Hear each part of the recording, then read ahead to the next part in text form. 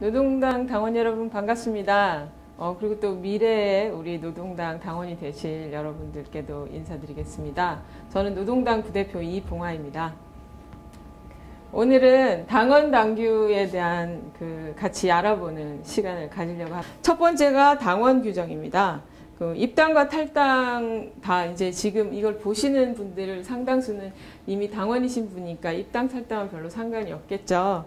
근데 이제 입당과 탈당 기본적으로 신청서를 종이 서식으로 작성하셔서 제출하실 때는 광역시도당에 자기가 살고 있는 광역시도당에 내시면 되고요. 그다음에 우리 당 홈페이지를 이용하실 때는 입당 탈당 절차가 게시판으로 안내되어 있으니까 그걸 이용하시면 되고요. 근데 이제 재입당을 하는 경우는 심사를 합니다.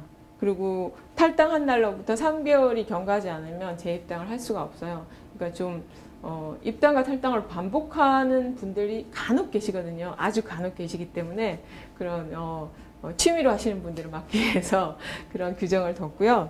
그다음에 이제 그 일환으로 자격심사도 그렇게 하게 됩니다. 왜 탈당하셨는지, 이제 복당하려고 하는 이유가 무엇인지 이런 것들 한 번 더 서로 검증하는, 상호 검증하는 시간을 갖는 거죠. 그 다음에 당적은요, 본인이 소속되고 싶다고 제가 서울에 살고 있는데 부산이 내 고향이니까 난 부산시당에 소속되겠어. 이건 안 돼요. 그러니까 일단 자기가 지금 현재 거주하거나 직장이 있거나 다니고 있는 학교가 있는 광역시도당에 소속이 됩니다. 그거를 이제 이번에 규정이 바뀌었기 때문에 이제 경과 조치를 둬서 일정 기간이 지난 후에는 좀 강제적으로 다 옮길 거예요. 그러니까 지금 살고 계시거나 직장 다니고 계시는 곳과 소속되는 광역시도당이 불일치하는 경우는 다 저희가 이제 우리 상근자분들이 업무적으로 처리를 해서 다 이관을 시킬 계획입니다. 그러니까 지금 이미 불일치하고 계신 분들은 지금 당장 광역시도당이나 중앙당에 연락하셔서 당적을 이동을 하시면 좋을 것 같아요. 그다음에 당비 규정 설명드리겠습니다. 원칙은 소득 대비 1% 납부를 원칙으로 하고 있습니다. 그러니까 뭐 1년 소득이 한 2천만 원 정도 된다. 그리고 한 달 소득이 한 200만 원 정도 된다. 그러면 2만 원 내시면 되고요. 한 300만 원 된다. 그러면 3만 원 내시면 되고요. 근데 지금까지는 거의 대부분의 진보 정당들이 10,000원씩을 냈었어요. 최소 10,000원 이상을 내는 걸 원칙으로 했었는데 이번에 바꾼 거예요. 그래서 이제 소득에 비례해서 종교인들은 11조도 내잖아요. 저희는 101조잖아요. 약소하니까 가능하면 이 원칙에 맞춰서 인상을 하셔야 되는 분들은 많이 인상해 주시고요. 그럼에도 기본 하한선은 10,000원으로 잡고 있고 좀 많은 예외를 두고 있습니다. 왜냐하면 진보정당 활동을 하고 싶어 하시지만 경제적인 여력이 안 돼서 활동을 못 한다는 건 사실 말이 안 되잖아요. 그래서 다양한 예외를 두고 있는데요. 월 소득이 100만 원 이하이거나 실업자, 학생 등인 경우는 월 5,000원 이상 내시면 되고요. 그다음에 소득이 없는 빈곤계층, 이제 장애인 분들이 많이 그러신데요. 실제 이제 우리 사회에서 노동으로부터 배제되어 계시잖아요. 그러니까 일을 하고자 하셔도 하기 힘든 조건들이 많기 때문에 이런 분들은 월 1,000원 이상을 내시면 당원으로서의 다양한 권리를 다 행사하실 수 있고요.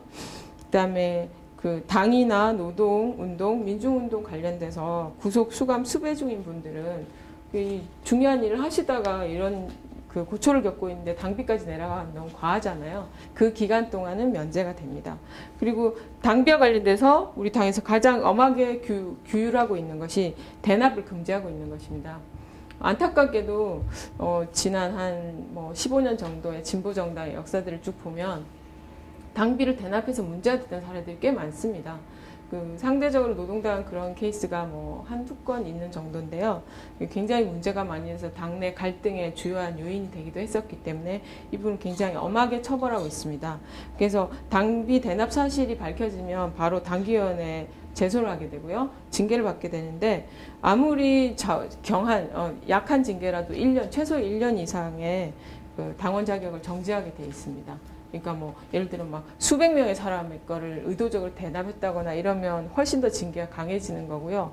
아무리 본인이 잘 모르고 선의로 했다 할지라도 일단 기본적으로 대납을 하시면 당원 자격은 1년 이상의 징계를 받게 됩니다. 다음은 당원 세원 제도를 소개시켜 드리겠습니다. 아까도 말씀드렸다시피 대부분의 선출직들은 이제 대의제를 실시하고 있는데요. 그러다 보니까 이제 당원들이 좀 직접 참여하고 싶은 욕구들 그런 것들이 있잖아요. 그리고 이제 내가 선출한 당직자나 공직자가 좀 나의 정치적 의사나 혹은 전체적으로 우리 당이 추구하는 가치와 좀 반하는 행동을 한다거나 이런 경우가 생길 수 있습니다.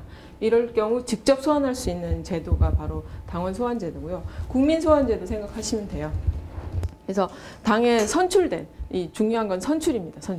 선출된 당직자와 공직자는 당의 강령, 당원, 당규를 위반해서 당의 권위와 명예를 실추시킨 경우 당원들이 직접 그 사람을 소환시켜서 사퇴를 권고하거나 이 사퇴 권고에 따르지 않을 때는 출당시킬 수 있습니다. 굉장히 강력한 조치죠.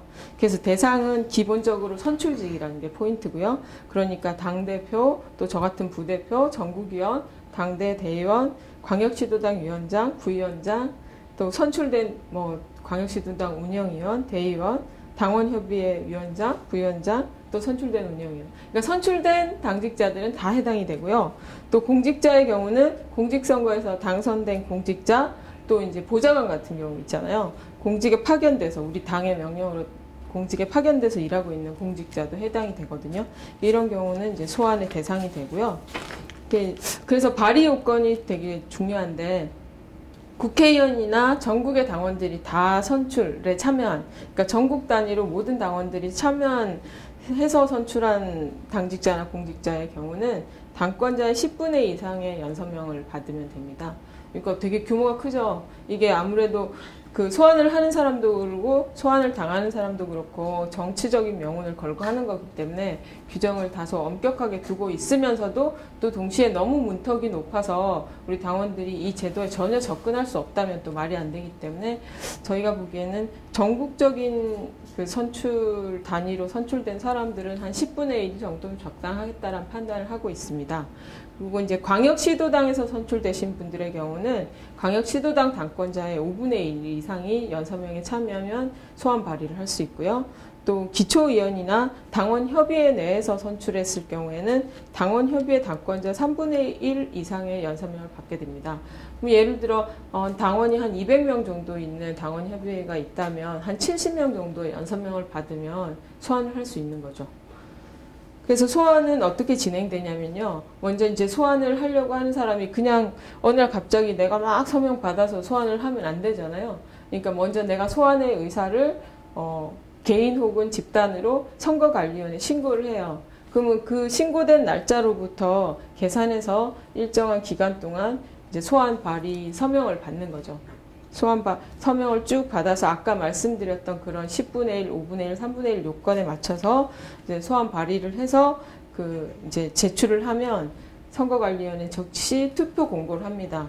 이 사람이 소환됐습니다. 그러니까 이 사람의 소환이 적절한지 부적절한지 당원들이 판단해 주십시오라는 내용으로 투표를 공고를 하고 투표를 진행해서요.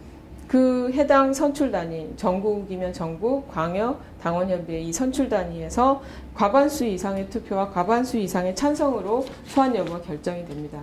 소환이 된 과반수 이상이 찬성하면 이 사람은 소환이 완결된 거고요. 아까 말씀드렸듯이 그 사퇴 권고를 받게 돼서 자진 사퇴를 하시거나 사퇴를 안 하겠다고 이렇게 좀 개기시면 이제 출당 조치를 하게 되는 거죠. 예, 무서운 조치니까 전국의 선출직 당직자, 공직자 여러분 오늘도 조심해서 의정활동과 당무를 잘 수행해 주시기 바랍니다. 그 다음에 2호는 대의기구에 관한 규정입니다. 아까 이제 당대와 전국위원회에 대해서 간단하게 설명드렸죠. 그래서 정기당대회가 2년마다 한 번 있고요. 임시당대회가 이제 대의원들이 요구하는 경우 소집되고요. 당 대의원은 이렇게 다섯 부류의 사람들이 구성이 됩니다. 첫 번째는 전국위원이 당연직으로 당대의원이 돼요. 그러니까 전국위원으로 선출되면 전국위원도 하시고 당대의원도 하시는 거예요. 그다음에 당 소속의 지방의원들 중에 할당된 대의원들이 있습니다. 그러니까 전체 지방의원 숫자의 10%를 할당하거든요. 현재는 12명이기 때문에 3명이 할당이 돼요. 그리고 지역에서 직접 선출되는 대의원, 또 부문에서 선출되는 대의원이 있고요. 당원협의회 위원장도 이번에 새로 제정을 하면서 당대 대의원으로 집어넣었어요. 왜 이러냐면 당원협의회에서 일상적인 당무를 보시는데 당대회 대의원이 아닌 경우 전체 당 돌아가는 사정을 대의원들보다 모르는 경우가 꽤 계시거든요. 그래서 우리 당원협의회 위원장님들도 전체 중앙당과 당원협의회 이 정치가 뭐 같은 당이기 때문에 전혀 다르지 않기 때문에 유기적인 연관성을 인식하고 거기에 따라서 지역 정치를 펼쳐나가는데 더 좋도록 하기 위해서 이번에 대의원으로 집어넣습니다.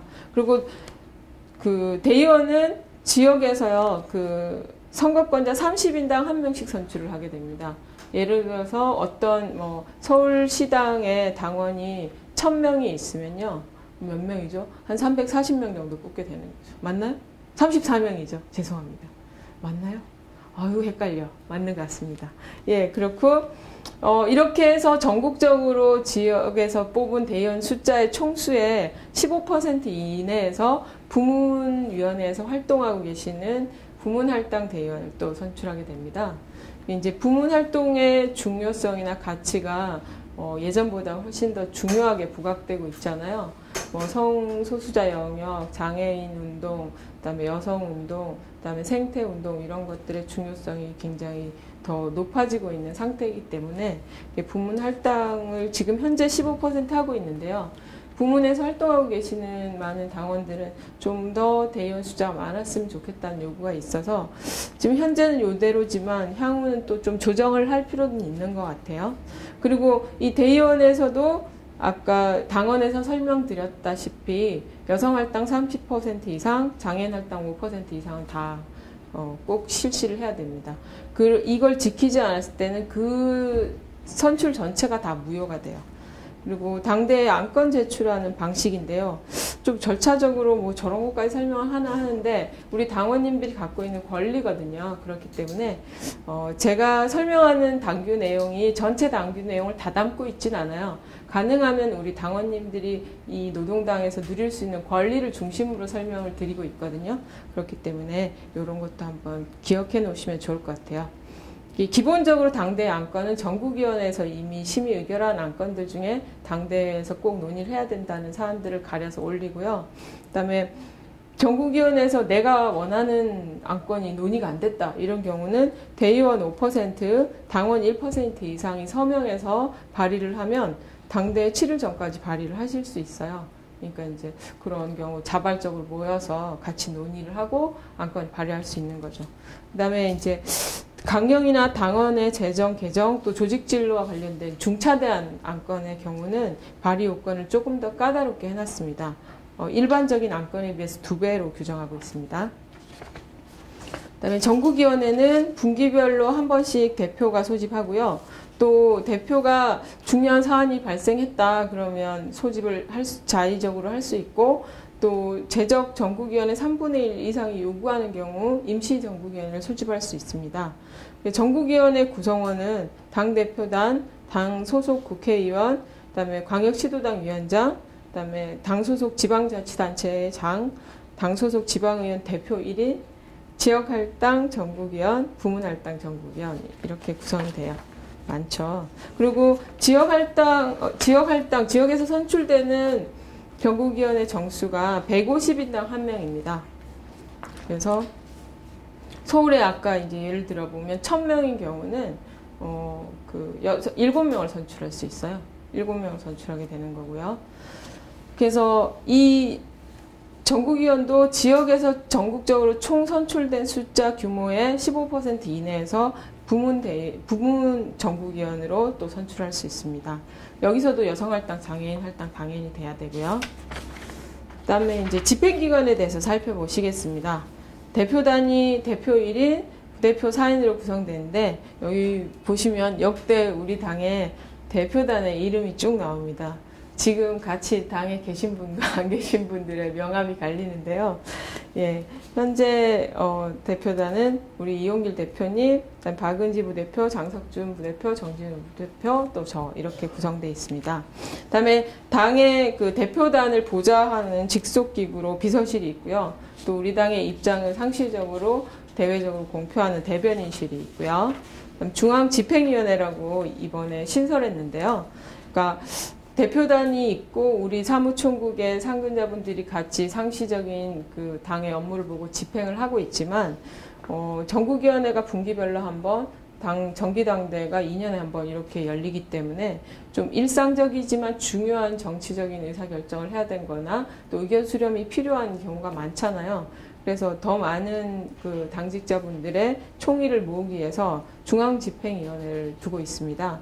이 중앙집행위원회는 대표단과 광역시도당 위원장 또 각 부문의 위원장님들 이렇게 구성이 되는 거죠. 그다음에 사무총국에는 사무총장과 각 실의 실장님, 국장님, 부장님들이 같이 일을 하고 있는데요. 현재 사무총장은 정현정 사무총장님이시고요. 정책위 의장은 윤현식 정책위 의장님이십니다. 이름을 알아놓으면 나중에 전화해서 아는 척 하시고 정현정 총장이 계십니까? 이렇게 전화하면 뭔가 좀 긴장감이 확 생기지 않을까요? 예, 그렇습니다. 그리고 부문위원회에 대해서 설명드릴게요. 현재 8개 부문위원회가 있는데요. 건강위원회, 노동위원회, 녹색위원회, 농업위원회, 문화예술위원회, 성정치위원회, 여성위원회, 장애인위원회, 청년학생위원회, 그다음에 청소년위원회 이렇게 8개가 있습니다. 그래서 향후에 부문위원회를 설치해서 한번 활동을 해보고 싶다라는 의사가 있는 분들은 3가지 설치 요건을 갖추시면 부문위원회를 만들 수 있어요. 어떤 우리 당이 새롭게 좀 추구해야 될 가치로 이걸 꼭 했으면 좋겠다. 뭐 예를 들면 이주 아니면 그 시니어 문제 뭐 이런 것들을 좀 부문위원회 활동을 해보고 싶다 그러면 일단 이제 관심 있는 분들이 모여서 준비위원회를 구성하고 최소 6개월 이상 활동하셔야 돼요. 그러니까 어느 날 갑자기 와서 부문위원회 만들겠어 이건 좀 곤란하잖아요. 그래서 이제 6개월 이상의 활동을 통해서 활동의 어떤 그 활동의 검증 이런 것들을 해야 되고요. 그 다음에 다른 여러 가지 부문들과 중복되지 않는 자기 위원회만의 회원이 30인 이상 확보돼야 됩니다. 왜 이런 규정을 뒀냐면 8개 부문에서 현재 복수로 활동하고 있는 당원님들이 계신데요. 이게 이제 그 재정 문제라든가 또 대의원 선출할 때 그 이제 선출권 문제라든가 피선거권 문제라든가 이런 게 다 연동돼 있기 때문에 여러 군데 활동하시는 것은 괜찮으나 자기의 어떤 선거권이나 피선거권을 행사하시거나 그다음에 이제 부문 활동 기금을 내시거나 이런 경우는 그 관계를 명확하게 하기 위해서 한 개 부문을 선택해야 돼요. 그래서 그런 선택한 자기가 최종적으로 선택한 한 개 부문이 있는 당원이 30명 이상 돼야 되고요. 3번째 요건이 해당 부문의 주체들의 민주적인 의사결정에 의한 설치 요청이 있어야 됩니다. 그러니까 최소한 그냥 갑자기 6개월 활동을 했지만 위원장도 없고 막 이렇게 어떤 민주적인 의사결정을 했다는 어떤 징표도 없고 총회를 소집한 적도 없고 이래서 갑자기 인준해 주시오 이런 건 좀 당 전체 체계 조직 질서상 좀 곤란하잖아요.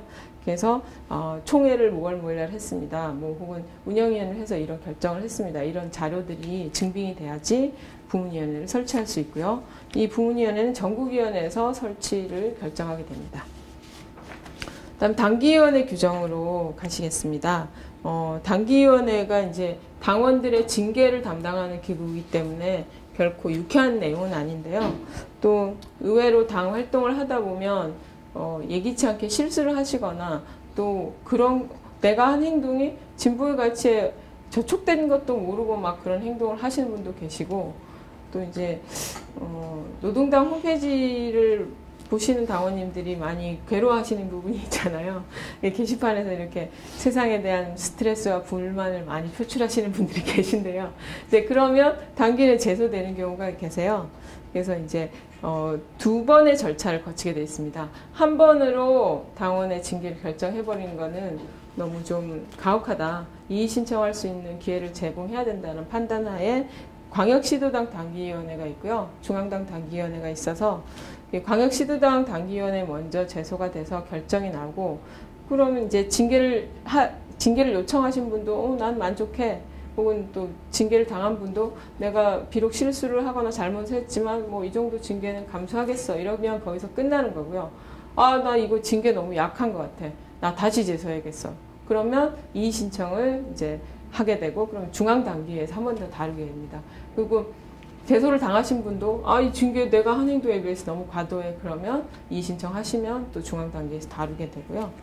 그리고 당기위원회 안에는 좀 특별한 소위원회가 있습니다.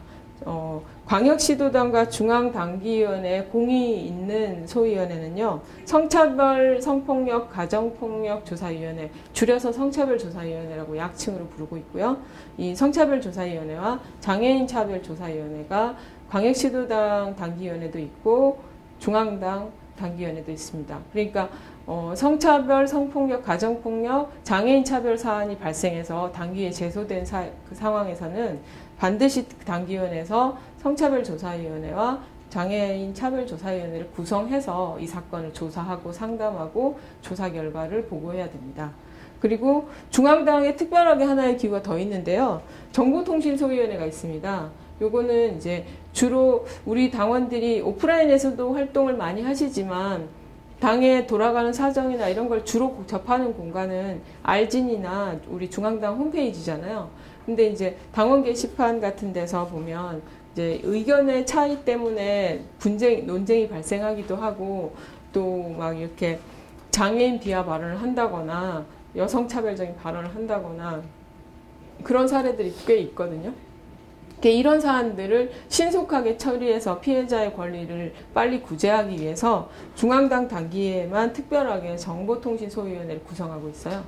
그래서 이제 주로 게시판상에서 인터넷상에서 벌어지고 있는 당원들 간의 혹은 당과 어떤 기구 간의 분쟁을 조속히 해결하는 소위원회를 두고 있습니다. 이렇게 제소하고 조사하고 결정하는 절차에 대해서 간단하게 말씀드릴게요. 먼저 제소하려고 하시는 분이 광역시도당 당기위원회 제소장을 제출을 하면요. 제소장이 접수되고 7일 이내에 이제 제소되신 분한테 연락을 해드려야죠. 연락해서 당신이 이러이러한 사유로 제소됐으니 소명하실 게 있으면 소명을 하셔라 이러면 이제 소명을 받고요. 그래서 제소한 날로부터 60일 이내에 심의해서 징계 여부를 결정해야 돼요. 근데 이제 또 사건이 복잡하다 보면 시간을 경과할 수가 있거든요. 그럴 때 필요한 경우 30일 이내에서 시간을 연장할 수 있고요. 그다음에 이 결과를 심의 의결한 결과를 제소인과 피제소인에게 공히 통보를 정확하게 해줘야 됩니다. 좀 과거에는 제소인한테만 통보를 해주고 피제소인한테 통보를 안 해서 문제가 됐던 사례들도 살짝 있어요. 그래서 이제 이 경우 아까 설명드렸던 것처럼 수긍을 하면 그냥 거기서 끝나는 거고요. 이의가 있는 경우에는 자기가 제소했거나 제소당한 광역시도당 당기위원회에 이의 신청을 합니다. 그러면 이제 중앙당으로 이제 이관돼서 이 절차가 또 다시 진행되고 절차는 아까 설명드렸던 절차와 동일하게 진행이 됩니다. 근데 이제 무한정 징계에 대해서 이의 신청 기간을 둘 수는 없잖아요. 빨리 이제 어떤 사건의 결정은 확정돼야 되니까 징계 결정 통보받고 14일 이내에 이의 신청을 하지 않으면 이의 신청을 하실 수 없고요. 근데 이제 또 일이 이제 징계가 끝났는데 또 알고 보니 징계가 완전히 끝났는데 이 중요한 증거가 허위였다거나 그다음에 또 징계 결정을 명백하게 무효화할 수 있는 어떤 새로운 증거가 나왔다거나 또 각 당사자들의 어떤 잘못이나 사유 없이 어떤 당 조직의 결정이 변화한 거기 때문에 그 징계 결정의 이유가 상실돼 버린 경우가 생길 수 있거든요. 그런 경우는 재심을 하게 됩니다. 그래서 최종적으로 결론이 났던 당기위원회에다가 재심을 청구하면 됩니다. 그러니까 내가 이러이러한 증거가 새로 나왔다. 이 징계를 다시 해달라. 뭐 이렇게 하거나 내가 이런 증거가 나왔기 때문에 나에 대한 징계를 철회해달라거나 이런 식으로 제기를 할 수 있습니다. 그리고 징계 사유는 뭐 되게 당연한 부분인데요. 당규 위반, 강령 정신에 위반되는 행위를 했을 때, 그다음에 당에서 결정된 사항을 위반했을 때, 그다음에 당원으로서의 기본적인 의무를 이행하지 않음으로써 뭐 당의 명예를 실추시켰을 때 이럴 경우 주로 제소되고요. 아까 뭐 교육을 받지 않았다 이래서 제소되고 그런 경우는 없어요. 그래도 예, 그러니까 봤을 때 누구나 봤을 때 이건 좀 징계가 필요하다 이런 사안들이 주로 제소되고 있고 징계가 너무 남발되고 이러면 안 되겠죠. 네, 기본적으로 그렇게 해서 최종적으로 그 피재소인이 뭔가 잘못이 있다는 게 확정적으로 조사 결과에서 나오면 징계를 하게 되는데 세 가지 징계 종류가 있어요. 경고와 당권 정지와 제명이 있습니다. 이제 순서대로 점점 세지는 거죠. 그래서 그리고 또 부가 징계가 있어요. 이런 이제 당원의 권리를 제한하는 기본적인 징계 외에 교육을 받거나 봉사활동을 이수하도록 부가 징계를 할 수 있고요. 또 이제 제소하신 분이 피해를 많이 입었다거나 그런 경우는 피해를 변상하도록 결정문에 기술해서 피해 변상이 될 수 있도록 하는 경우가 있고요. 그다음에 이제 인터넷 게시판 상에서 어떤 문제를 계속 야기해서 징계를 받으신 분의 경우는 글쓰기를 금지하는 경우도 있고요. 그다음에 성차별, 성폭력, 가정폭력, 장애인 차별의 경우는 사안의 특수성이나 또 중대성들이 있기 때문에 그것도 이따가 설명드릴 그 당규에 부가 규정이 또 더 있어요. 그것도 이제 한번 보시겠습니다.